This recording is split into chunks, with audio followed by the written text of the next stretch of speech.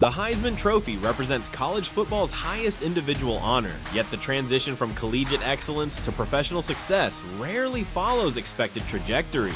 While some winners struggle to replicate their college dominance in the NFL, others find extraordinary success in entirely different arenas, redefining what it means to thrive after football.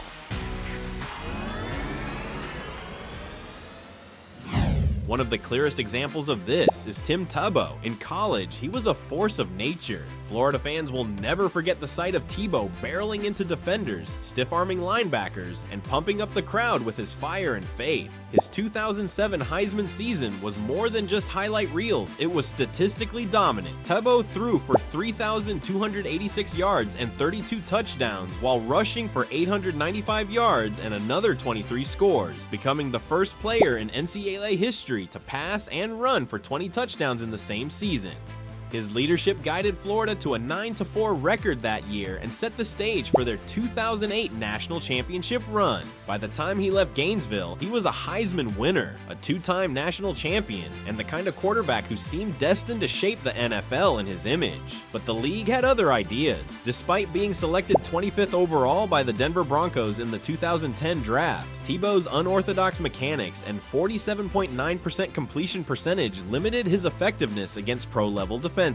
His most unforgettable moment came in the 2011 playoffs when he stunned Pittsburgh with 316 passing yards and a walk-off overtime touchdown. Yet the inconsistency of his regular season play made that high point short-lived, and after just 2 seasons as a starter, he was quickly ushered out of the league. Tebow, however, didn't fade into obscurity. He reinvented himself with a career as varied as it was visible. As a broadcaster with ESPN and the SEC network, his articulate analysis and enthusiasm made him a natural fit for television. His athletic versatility carried him into professional baseball, where he reached AAA in the New York Mets organization despite not playing organized baseball since high school. Beyond sports, Tebow leaned into faith and service, most notably through the Tim Tebow Foundation. Its global initiatives, ranging from building hospitals in developing countries to the annual Night to Shine, the world's largest prom for people with special needs, expanded his platform far beyond the gridiron. Long before Tebow, another Heisman winner had shown that sometimes the best professional success comes outside the NFL altogether. Charlie Ward was the definition of a dual-threat quarterback at Florida State, dazzling fans with his poise and athleticism in 1993 when he won the Heisman. That season was spectacular. He threw for 3,032 yards, 27 touchdowns, and just 4 interceptions while leading the Seminoles to an undefeated record and a national championship. Despite this dominance, NFL teams were wary of his 6'2" frame and his commitment to basketball. When no team drafted him, Ward turned to the hardwood, where the New York Knicks selected him 26th overall in the 1994 NBA draft.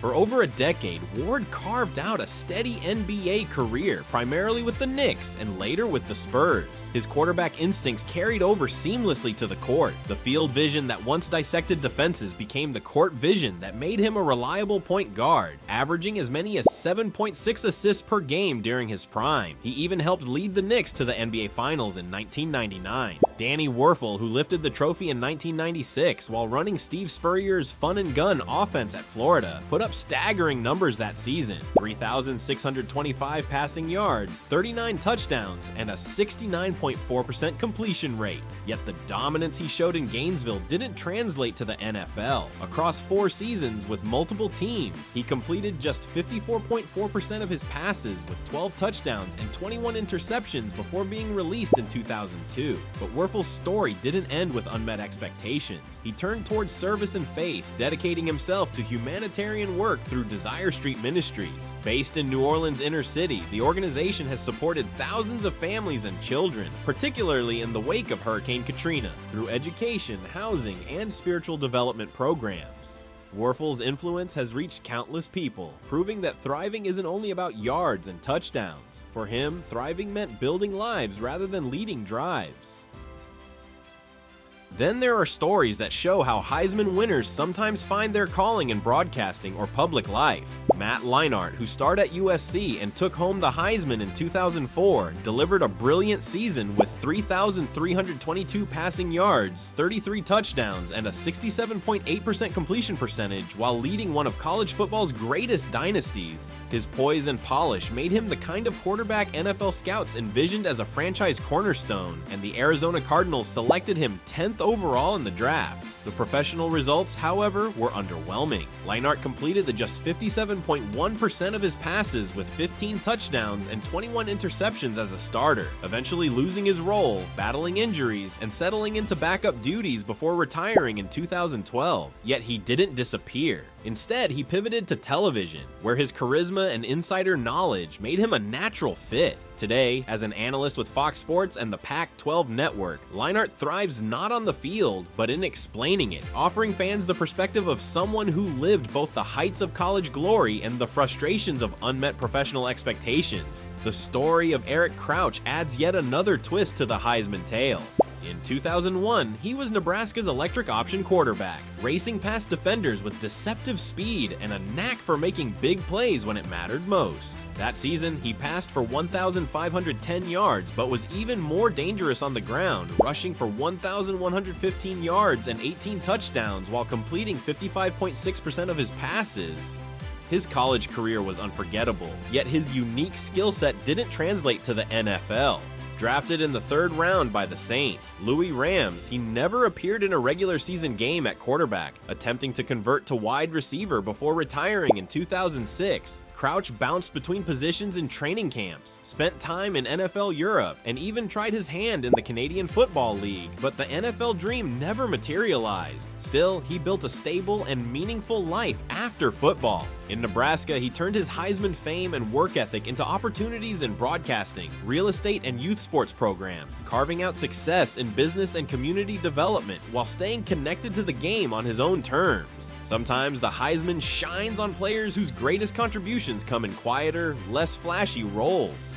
Take Gino Torretta, who won the award in 1992 as the quarterback of the powerhouse Miami Hurricanes. That season, he threw for 3,060 yards and 19 touchdowns with a 64.5% completion rate, guiding Miami with steady leadership more than highlight reel flair. Despite his college success, the NFL didn't see him as a long-term starter. Drafted in the 7th round by Minnesota, his pro career was minimal. He completed just 8 of 17 passes for 49 yards across 2 seasons before being out of the league by 1995. Torretta, however, didn't fade into irrelevance. He moved into finance and investment banking in South Florida, leveraging the analytical skills and composure he honed on the field. Alongside that, he stayed close to the sport through broadcasting, building a respected post-football career that blended business acumen with his enduring ties to the game. The Heisman's unpredictability also extends to players like Chris Weinke. At Florida State, he was already an outlier, winning the Heisman in 2000 at age 28 after returning from a minor league baseball career. That season, he put up remarkable numbers, throwing for 4,167 yards, 33 touchdowns, and completing 64.4% of his passes while leading the Seminoles. His NFL career with the Carolina Panthers, however, was modest. Drafted in the 4th round, he completed 52.6% of his passes with 15 touchdowns and 26 interceptions across 4 seasons before retiring in 2007. But Weinke found his stride in coaching. He began at IMG Academy, where he mentored top high school quarterbacks, and went on to serve as a quarterback's coach in both the NFL and college programs. His unique background, having played both professional baseball and football, gave him a perspective that proved invaluable to the next generation of signal callers. His journey highlights how thriving doesn't always mean being the star. It can also mean shaping the stars of tomorrow. Then there's the case of Rashaan Salaam. In 1994, he ran his way into the history books at Colorado, rushing for 2,055 yards, scoring 24 touchdowns, and averaging 6.9 yards per carry while leading the Buffaloes to an 11-1 record and capturing the Heisman. His NFL career with the Chicago Bears began with promise. He rushed for 1,074 yards as a rookie and earned Offensive Rookie of the Year honors, but injuries and inconsistency soon took their toll. Over his final 3 seasons, he managed just 912 yards, and by 1999, he was out of the league. Yet even here, there was resilience. Salam faced personal struggles, but he redirected his energy into youth mentoring and community outreach in Colorado, using his own experience to guide young athletes through the challenges of both sports and life. His story is bittersweet, but it underscores the reality that thriving is not always linear, and impact can live on even through personal battles. Doug Flutie's story showed how reinvention can lead to an even broader kind of success. His miraculous 1984 Heisman campaign at Boston College was forever immortalized by the famous Hail Flutie pass against Miami. Yet at just 5 feet 10 inches, he faced skepticism in the NFL, where his early years with the Chicago Bears and New England Patriots were marked by inconsistency and ultimately release. What looked like the end of his professional career turned into a remarkable second act in Canada. Over 8 seasons in the CFL, Flutie became a legend, winning multiple championships and MVP honors while proving that his creativity and competitiveness could transcend doubts about his size. When he returned to the NFL in 1998 with Buffalo, even at age 36, he led the team to a strong winning record and finally silenced critics who once dismissed him as too small for the league. Off the field, Flutie's impact reached even further. Inspired by his son's autism diagnosis, he established the Doug Flutie Jr. Foundation for Autism, which has raised millions to support families and awareness. Troy Smith's 2006 season at Ohio State was the kind of dominance voters couldn't ignore. He threw for over 2,500 yards with 30 touchdowns against just 4 interceptions, completing more than 65% of his passes, while guiding the Buckeyes to an undefeated regular season. Yet for all the poise and precision he showed in college, his NFL career never took off. Drafted in the 5th round by Baltimore, Smith saw only limited action, completing less than half his passes before bouncing between practice squads and leaving the league by 2010. What he couldn't achieve on Sundays, he found in coaching, where his analytical mind and first-hand experience became valuable tools in shaping young quarterbacks. That same theme of brilliance, followed by unexpected detours, can be seen in Jason White's story just a few years earlier. In 2003, the Oklahoma quarterback put up staggering numbers, nearly 3,900 passing yards and 40 touchdowns with remarkable efficiency, but repeated knee surgeries robbed him of a professional future before it even began. Undraftable and unable to continue playing, White turned instead to business and broadcasting. He built a successful real estate career in Oklahoma and later lent his expertise to sports media, where his ability to simplify complex offensive schemes made him a respected voice. If you enjoyed this video, be sure to check out more NFL content right here on the channel. Thanks for watching.